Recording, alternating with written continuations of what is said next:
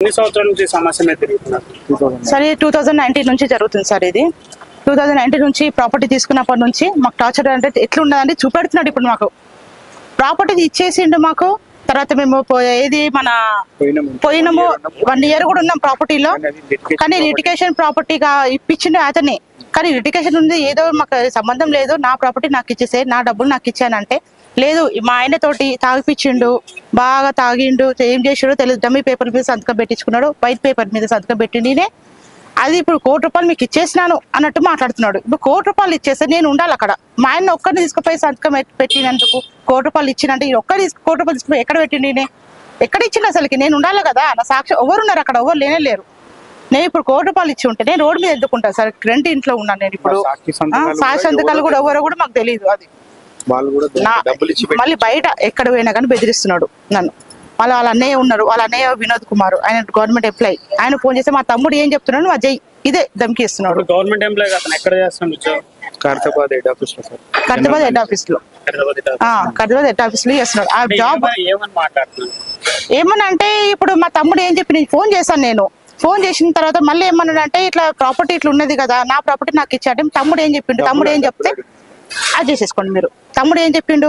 నువ్వు అజయ్ అని అంటున్నాడు. అంటే ఏం చెప్పినట్టే అది ఏం చెప్పినది కూడా ఇది తెలిసి ఉంటది కదా. ఎక్కడ పోయినా కానీ నువ్వు వస్తేనే. ఇక నాకు ఎక్కడ తిరిగినా సార్, నేను పెద్ద పెద్ద వాళ్ళతో లీడర్తో అద్దతో తిరిగినా, కానీ ఎక్కడ నాకు ఇక ఏంటంటే ఇక ఎక్కడైనా న్యాయం జరగలేదు నాకు అసలుకి. జరగకొట్టి అక్క దగ్గరికి వచ్చాను. అక్కకి వచ్చి హెల్ప్ తీసుకుంటున్నాను. అక్క 2 days నుంచి వచ్చి మాట్లాడుతున్నా, కానీ ఇప్పుడు అక్క హెల్ప్ చేస్తుంది మాకు. మాట్లాడుతున్నాడు సార్, నువ్వు రావాలి, నువ్వు వస్తే ఫ్రీగా ఇచ్చేస్తాడు. ఫ్రీగా ఎందుకు ఇస్తాడు వాడు? అసలుకి నా ప్రాపర్టీ నాది ఉన్నప్పుడు ఫ్రీగా ఎందుకు ఇస్తాడు? ఫోన్ తీసుకుంటే ఫోన్ కూడా తీసుకున్నాడు సార్. ఇంటికి కూడా వచ్చిండు మా ఇంటికి. లేని టైంలో కూడా మా ఇంటికి వచ్చిండు.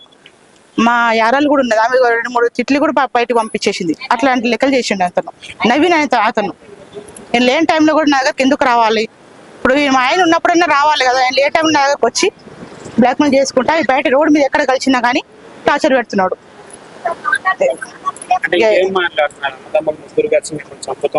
చంపుతాను అంటున్నాడు సార్. ఇప్పుడు రోడ్డు మీద నా వచ్చి రిజిస్ట్రేషన్ చేయాలి. ఎక్కడ పోతావు? వాళ్ళకి డబ్బు గల్లోళ్ళు సార్, వాళ్ళు ఎట్లనన్నా ఏదైనా చేస్తారు. ఏదన్నా అంటే మొత్తం అంటే మీకు నవీన్ అనే అతనితో ఎన్ని సంవత్సరాల నుంచి చిన్నప్పటి నుంచి సార్, 4th class పరిచయం. కొద్దిగా నమ్ముకుంటా వాళ్ళని నమ్మినందుకు ఇంత పెద్ద ఇది చేశారు సార్. మొత్తం రోడ్డు మీదకి తీసుకొచ్చేసారు. ఇప్పుడు మీరు తీసుకున్న ప్రాపర్టీ వాల్యూ ఎంత ఉంది సార్? వాల్యూ ఎంత ఉన్నది? 2.5-3 crores దాకా ఉంటుంది. నేను అలానే అన్నా, నువ్వు ఏదైతే ఎడ్యుకేషన్ తెప్పించినావు కదా, నువ్వు అది ఏదో చూసుకుని నాకు కొద్దిగా డబ్బు ఇచ్చేస్తే నేను వెళ్ళిపోతా అంటే, నాకు కోర్టు నుంచి ఇవి 1 crore ఇచ్చినాయి, అవి తెచ్చి అవి పంపించేస్తారు. అయిపోయింది మీకు ఇచ్చేసిన అందరికి ఫ్రెండ్షిప్ అందరికి చెప్తే అందరూ పరిచయం అవుతారు. ఇదేంటి 10 కోట్ల రూపాయలు తీసుకున్నాం అంటే, నేను తీసుకోలేదని కిరాయికి ఎందుకుంటా 1 కోటి రూపాయలు తీసుకుంటే అని అన్నారు. అంటే మీరు సూసైడ్ అటెంప్ట్ కూడా చేశారన్న, మరి సూసైడ్ అటెంప్ట్ తర్వాత కంప్లైంట్ ఇచ్చారు కదా పోలీస్ స్టేషన్. ఆ కంప్లైంట్ గురించి పోలీసులు ఏమన్నారు? ఆడ ఏం మాట్లాడినా సార్, వాళ్ళని పిలిపించారు, మమ్మల్ని పిలిపించారు. పరిచి ఆ ఎస్ఐ ఏమన్నాడంటే, సూసైడ్ చేసుకుంటే నీ మీద కేసు అవుతుంది, అది ఏదన్నా సుల్తాన్ బజార్ PS లో కంప్లైంట్ ఇవ్వాలంటే ఫస్ట్ ఈ కేసు అయితే FIR చేయమంటే చేయలేదు సార్. వాళ్ళు ఎవరితో ఫోన్ చేయించారో డబ్బులు ఇచ్చారో మాకు తెలియదు. అది ఆడికే క్లోజ్ అయిపోయింది. సుల్తాన్ బజార్ PS లో కంప్లైంట్ తీసుకోలేదు వాళ్ళు. అంటే వాళ్ళకు అధికారం ఎవరితో ఫోన్ చేయించడం, ఖాళీ జిరాక్స్ పేపర్లు తీసుకొని నేను మాట్లాడతామన్నారు. తర్వాత సైడ్ చేంజ్ అయిపోయారు సార్. ఇప్పటిదాకా మరి ఇప్పుడు సుల్తాన్ బజార్ PS లో మీకు న్యాయం జరిగిందని నమ్ముతున్నారా? న్యాయం జరిగింది. ఇప్పుడు వెళ్ళినాము కదా సార్, మాట్లాడిండు, ఎస్ఐ మాట్లాడిండు. కొంచెం సపోర్ట్ అంటే 1 కోటి రూపాయలు ఇస్తే భార్యని పిలవకుండా 1 కోటి రూపాయలు ఎక్కిస్తారు. ఆయన కొద్దిగా క్లిక్ అయింది సార్. తర్వాత స్టాప్ చేసిండు, ఆయన పంపించేసి ఇప్పుడు వచ్చి మాట్లాడతాను. నవీన్ కుమార్ అతన్ని పోలీస్ స్టేషన్ పిలిపించారు సార్. పిలిపించారు, డాక్యుమెంట్ చూసారు, అన్ని చూశారు. నవీన్ కుమార్ ఏమంటాడు మరి పోలీస్ స్టేషన్? లేదు సార్, ఈయన 1 కోటి రూపాయలు ఇచ్చేసినా అంటున్నాను. 1 కోటి రూపాయలు ఇస్తే మళ్ళీ నేను కిరాయికి ఎందుకుంటున్నాను సార్. నాకు కావాలంటే నేను అన్ని ఆధార్ కార్డు, పాన్ కార్డు అన్ని ఇస్తాను సార్, బ్యాంక్ స్టేట్మెంట్ అన్ని ఇస్తాను. అంత డబ్బు ఉండాలి కదా సార్. ఏదైనా ఒక కారు కొనుక్కోవాలి, ఒక ఇల్లు కొనుక్కోవాలి, ఉండాలి కదా. మొత్తం మైనస్ 15 lakhs దాకా అప్పు ఉన్నారు సార్. చెప్పండి, ఈ ప్రాపర్టీకి సంబంధించిన వివరాలు ఏంటంటే ఎప్పటి నుంచి వీళ్ళు ఇక్కడ ఉంటున్నారు? ఇప్పుడు ఈ ప్రాపర్టీ మాది, ఒరిజినల్ డాక్యుమెంట్స్ అని మా దగ్గర ఉన్నాయి. ఈ నవీన్ అంటాడు ఏం చేసిందంటే, ఇప్పుడు నిమ్మ మల్లికార్జున్ రొడ్డ వినోద్ కుమార్ వీళ్ళను లోపల రిజిస్ట్రేషన్ చేయించారు. అయితే కోర్టులో కేసు నడుస్తుండే, 26 కోట్ల కేసు నడుస్తుంటే కోర్టు ఏమి ఇచ్చింది, పైసలు డబ్బులు వాపసు తీసుకోమని ఇచ్చింది. వాపసు వాడేం చేసిన తప్పు విధంగా ఈ నవీన్ వారు అనిల్ కుమార్ ఇద్దరు కలిసి వీళ్ళు మా తమ్ముని భార్యను వాళ్ళ కూతురుని వీళ్ళే లీగల్స్ అని చెప్పి లోకల్ అదాలత్లో కాంప్రమైజ్ అని చెప్పి కోర్టుకు అగైన్స్ట్ గా వీళ్ళు లోకల్ అదాలత్ ఆర్డర్ తీసుకొని ఈ విధంగా రిజిస్ట్రేషన్ చేశారు. అయితే అది మాకు నోటీసులు వచ్చిన తర్వాత మేము హైకోర్టులో బిట్ పిటిషన్ వేసినాం చీఫ్ జస్టిస్ దగ్గర. వేసి హైకోర్టు నల్ అండ్ వైడ్ చేసింది. అది నల్ అండ్ వైడ్ చేసినాక మేము ఇప్పుడు city civil court 14th additional chief judge దగ్గర కేసు నడుస్తుంది. OS 471/22 కేసు నడుస్తున్నది ఇప్పుడు. అయితే ఇప్పుడు తెలిసిందంటే ఇప్పుడు ఈయన మీద బ్లాంక్ సిగ్నేచర్లు తీసుకొని ప్రామిసరీ నోట్ల మీద చెట్ల మీద సిగ్నేచర్ తీసుకొని ఈయన వాడుకున్నాడు. ఇప్పుడు ఈయన బ్లాక్మెయిల్ చేస్తున్నారు.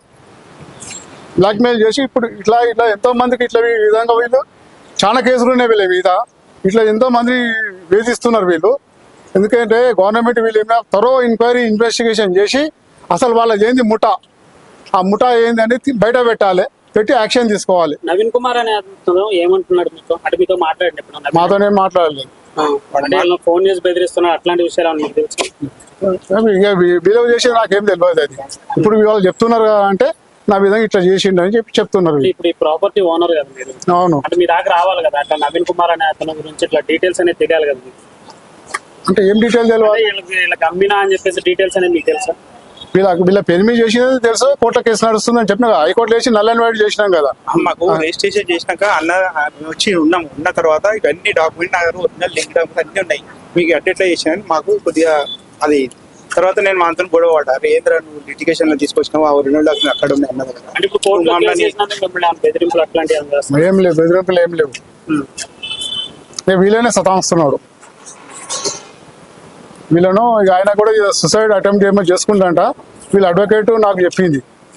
చెప్తేనే అన్న ఏమో ఇక వాళ్ళది ఏందో మళ్ళీ లోపల తెలియదు మాకు అని చెప్పింది. తర్వాత కాంప్రమైజ్ కానీ వచ్చిర్రు నా దగ్గరికి. కాంప్రమైజ్కి వస్తే ఎట్లయినా ఒకటి ఉంది కదా మల్లికార్జున నువ్వు కొట్లాడుతుంటే అదంతా కాదు, నువ్వు అందరినీ తీసుకొని వస్తేనే కాంప్రమైజ్ చేసుకుంటా, లేదా నీకు బ్లాంక్ సంతకాలు ఉన్నాయి అవన్నీ అన్ని నీకు ఇస్తామంటే అవన్నీ మాకేమొద్దు, అది ఏం చేస్తారో మీరు చూసుకోమని చెప్పిన నేను. నమస్తే, నా పేరు డప్పు సునీత, సికింద్రాబాద్ పార్షిగూడ నుంచి మాట్లాడుతున్నా. నేను వీళ్ళకి హెల్ప్ చేయడానికి వచ్చిన. ఈ అన్న వచ్చేసి మరి మోసపోయిండు ఒక ఫ్రెండ్ వల్ల. ప్రాణ స్నేహితుడు మోసం చేసి ఇల్లు రాయించుకొని మరి ₹1,00,00,000 ఇచ్చినా అని ఒక ఫేక్ FIR చేయడం జరిగింది. ఈ బాధ్యతలు ఇద్దరు నా దగ్గరకు రావడం జరిగింది. వీళ్ళకి హెల్ప్ చేస్తున్నాను నేను. నవీల్ అనేటోడు మరి వీళ్ళకు ₹1,00,00,000 ఇచ్చేసిన నేను మీతో ఏ సంబంధం లేదు, ఇక ఇల్లుకు నాకేం సంబంధం లేదు, నువ్వే నాకు ₹1,00,00,000 ఇవ్వాలి అని చెప్పి అనవసరంగా కేసులు ఫైల్ చేసి కోర్టులో కేసు వేసి మరి FIR కాపీని మరి నాకు సెండ్ చేయడం జరిగింది. అది చూసి ఈయన సూసైడ్ చేసుకోవడం, నల్లకుంట PS లో ఇదంతా జరగడం, CI గారితో మాట్లాడడం, SI గారితో మాట్లాడడం, వాళ్ళందరూ కలిసి వీళ్ళని బెదిరించడం, మీదే తప్పు ఉన్నదని వాళ్ళని కేసు పట్టించుకోకపోవడం, కనీసం FIR చేయకపోవడం, మరి ఏం జరిగిందని ఇరు వర్గాలని కూర్చోబెట్టి మాట్లాడడం కూడా చేయలేదంట. మరి ఇదంతా నల్లకుంట PS లో జరిగింది. అది మా ఏరియాకే వస్తుంది. ఇవన్నీ అయినాక ఇప్పుడు 5 సంవత్సరాల నుంచా 6 సంవత్సరాల నుంచి తిరగని చోటు లేదు, పోవని మనిషి లేడు, పోవని పొలిటీషియన్ లేడు. అందరి దగ్గరికి తిరిగి నా దగ్గరకు వచ్చారు. నేను వీళ్ళకి హెల్ప్ చేస్తున్నాను. నేను ఖచ్చితంగా ఇవన్నీ ఫాలోఅప్ చేశాను. నేను ఫాలోఅప్ చేసి మొత్తం అర్థమైపోయింది నాకు, ఇదంతా ఫ్రాడ్ చేశారని నాకు అర్థమైపోయింది. ₹1,00,00,000 తీసుకున్న మనిషి ఎలా ఉంటాడో బయట తెలీదా? లగ్జరీ లైఫ్ ఎంజాయ్ చేస్తాడు, పిల్లల్ని బాగా చూసుకుంటాడు. అలాంటిది సూసైడ్ కాడికి పోయిండంటే పిల్లలు రోడ్డు పాటు చేసి చచ్చిపోవాలని డిసైడ్ అయ్యిండు ఆయన. అక్క నా బాధ గిది అని నా ఇంటికి వచ్చిండు. నేను ఖచ్చితంగా ఈయనకు హెల్ప్ చేస్తాను. ఎవరెవరు ఎంతమంది ఉన్నారో వాళ్ళందరినీ బయటికి లాగుతాను. మా సంఘానికి రమ్మని చెప్పాను. 100 సార్లు ఫోన్లు చేస్తే కూడా నబిల్ అనేటోడు ఫోన్ లిఫ్ట్ చేయలేదు. అన్ని బ్లాక్ లిస్ట్ లో పెట్టారు. ఏ ఫోన్లకి ఏం చేసినా బ్లాక్ లిస్ట్ లో పెడుతుండు. వాడు ఎత్తి మాట్లాడితేనే కదా బాధ అనేది ఏంది, నేను ఎందుకు చేస్తున్నానని చెప్పేది. వీళ్ళ పేర్లు చెప్పగానే కట్ చేసుడు. నువ్వెప్పుడు చేసినావా మా అంటుండే. ఇప్పుడు PS అన్నాను. ఇప్పుడు ఇక్కడికి వచ్చాము. ఏరియా వచ్చేసి రామ్కోటి ఇంటి దగ్గరనే నిలబడి మాట్లాడుతున్నాము. ఇదండి ఏం PS అది. సుల్తాన్ బజార్ పిఎస్ లో ఇదంతా జరుగుతుంది. ఇప్పుడు నా దగ్గరకు వచ్చారు కాబట్టి నేను సిఐ గారిని కలవడం జరిగింది. ఇప్పుడు ఆ సిఐ సార్ కు కొంచెం అర్థమైంది బాధ వీళ్ళది, ఈయన తోటి ఫ్రాడ్ జరిగిందని మాత్రం అర్థమైంది ఆయనకి. నవీన్ అనేవాడు ఇష్టానుసారంగా మాట్లాడుతుండు ఈ అమ్మాయి తోటి. నాకు చెప్పినట్టు మీడియా ముంగట చెప్పలేకపోతుంది ఆ అమ్మాయి.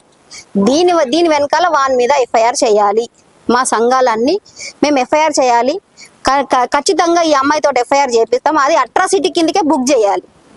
మా దళిత బిడ్డని ఎట్లా రమ్మంటాడు, నువ్వు వస్తే ఫ్రీగా ఇచ్చేస్తాను ఎట్లా అంటాడు? భర్తను వదిలేసి నీ దగ్గర రావడానికి మాకేమన్నా ఇదారా? సో పక్కకు భర్తను పెట్టుకొని నువ్వు అట్లా మాట్లాడడం అంటే నీకు ఎన్ని గుండెలు ఉండాలి? నబీల్ అనేటోని మాత్రం మేము వదిలిపెట్టే పరిస్థితే లేదు. వాని ఇంటికాడ పోయి కూర్చుంటా, నేను వాని ఇంటికాడ పోయి కూర్చొని మాట్లాడతా. ఇట్లా మొత్తం మహిళా సంఘాలు అందరినీ తీసుకుపోయి వాళ్ళ ఇంటికాడ కూర్చొని మా పిల్లని ఇట్లా ఎట్లా అంటావురా అని గల్ల పట్టుకొని బయటికి తీసుకొస్తాను నేను. ఇప్పుడైతే ఈ బాధ అయితే సిఎస్ఆర్కి అయితే చెప్పినాము. ఈ సిఎస్ఆర్ అయితే మాకు సపోర్ట్ చేస్తున్నాడు, చేస్తామని చెప్పిండు. ఆ సార్కి మాత్రం హెడ్స్ అప్ చెప్తున్నా, వాళ్ళిద్దరు బాధ అర్థమైంది. వాళ్ళ ముగ్గురు పిల్లలను చూసిండు, వాళ్ళ బాధ అర్థమైంది. ఇక్కడ మాత్రం న్యాయం చేయండి సార్ ప్లీజ్. వీళ్ళ బాధ ఏదో మీరు అర్థం చేసుకున్నారు కాబట్టి నాకు చాలా సంతోషం అనిపించింది. కూర్చోబెట్టి మాట్లాడారు మీరు.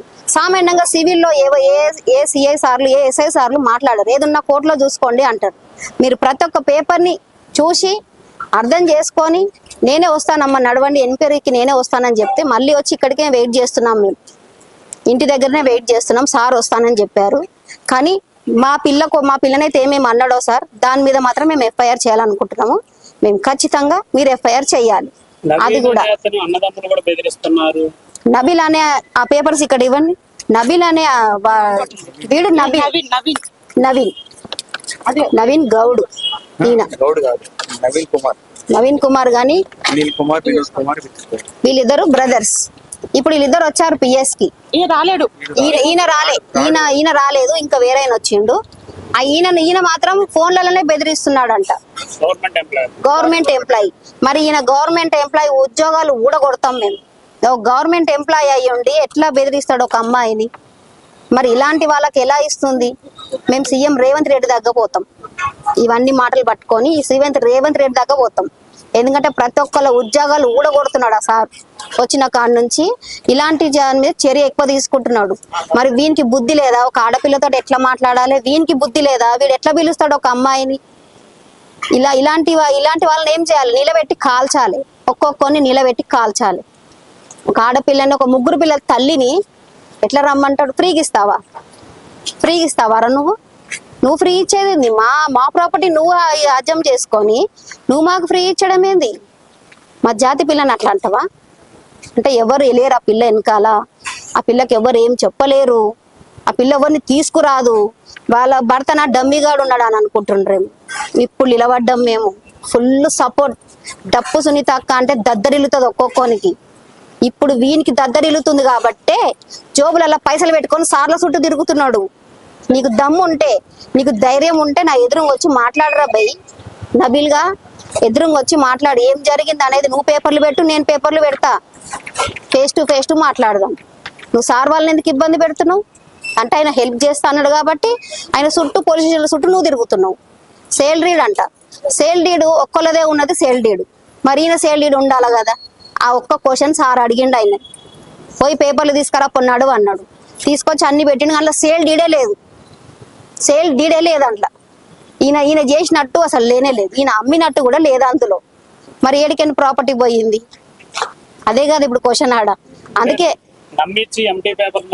ఎంటీ అతనికి తాగిపించి భార్యకు తెలియకుండా భర్తకి ఎలా ₹1,00,00,000 ఇస్తే భార్య ఎట్లా ఉంటది? లైఫ్ ఎలా ఉంటది? నగలు, నాణ్యాలు, కారు, ఇల్లు కొనుక్కొని ఉంటది. మళ్ళీ ఇదే ఇంటికి ఎందుకు వస్తుంది? ఆ మాత్రం అర్థం కాదు. ఇక్కడ ఉన్న వాళ్ళు అందరూ అంటున్నారు, నువ్వు ఇల్లు కాల్ చేసి ఎందుకు వెళ్ళినావమ్మా, వాడు అప్పాలు ఇచ్చుకున్నాడు అని ఇక్కడ ఉన్న వాళ్ళందరూ అంటున్నారు. ఈ పిల్ల రాగానే అందరు గుర్తుపట్టారు ఇక్కడ. మరి వీనికి ఎందుకు అంతగానం? మా పిల్ల నాన్ననికి వీనికి ఎవడిచ్చాడు రైట్స్? వీని మాత్రం ఎఫ్ఐఆర్ చేయాలి, అట్రాసిటీ ఫైల్ చేయాలి. ఇది మా సంఘం తరపు నుంచి మొత్తం పెడతాం. మేము మా సంఘం తరపు నుంచి 30-40 మంది ఉన్నాము. 30-40 మంది ఎఫ్ఐఆర్ ఫైల్ చేస్తాం. ఈ మాట అన్నందుకు ఫైల్ చేస్తాం. మా పిల్లని పిలిచిండు చూసినావా? దీనికి మాత్రం వాడిని వదిలేదే లేదు. ప్రాపర్టీ సంగతి దేవుడు ఎరుగు. అది ఎట్లా వచ్చేది ఎట్లాగో వస్తుంది. నువ్వు మా పిల్లని ఎట్లా అన్నావు, అదొక్కటి కావాలి. కోర్టు బయట మొన్న కూడా కోర్టు బయట కూడా బెదిరించిండంట, నువ్వు ఎవరైనా తీసుకొస్తావో తీసుకురా. అసలు ఆ పిల్ల ఇన్ని రోజులు బయటికి రాలేదు. నువ్వు కోర్టు బయట బెదిరించినావు కాబట్టే ఈ స్టెప్ తీసుకుంది ఆ పిల్ల. కోర్టు బయట నువ్వు మనం బెదిరించేది లేకుండే, నువ్వు కోర్టు బయట బెదిరించేదే లేకుండే. అసలు నువ్వు కోర్టు బయట బెదిరించినావు కాబట్టే ఆ పిల్ల ఈ స్టెప్ తీసుకుంది. 3-4 సంవత్సరాల నుంచి ఎందుకు కాముకుంది? పాప మెచ్యూరిటీ అయింది, పాపల్ని పిల్లల్ని చూసుకుంటే ఇంట్లో ఉన్నది. నువ్వు బెదిరించావు కాబట్టే నన్ను ఆశ్రయించింది, నా దగ్గరకు వచ్చింది. ఇప్పుడు చూపిస్తాం నీకు చుక్కలు అంటే ఏందో, మహిళా సంఘాలు అంటే ఏందో ఇప్పుడు మేము చూపిస్తాం నీకు. ఆ పిల్ల పక్షాన నేనున్నా, నువ్వు ఎంత మందిని దింపుతావో దింపుకొని తీసుకురా, మేము మాట్లాడతాం.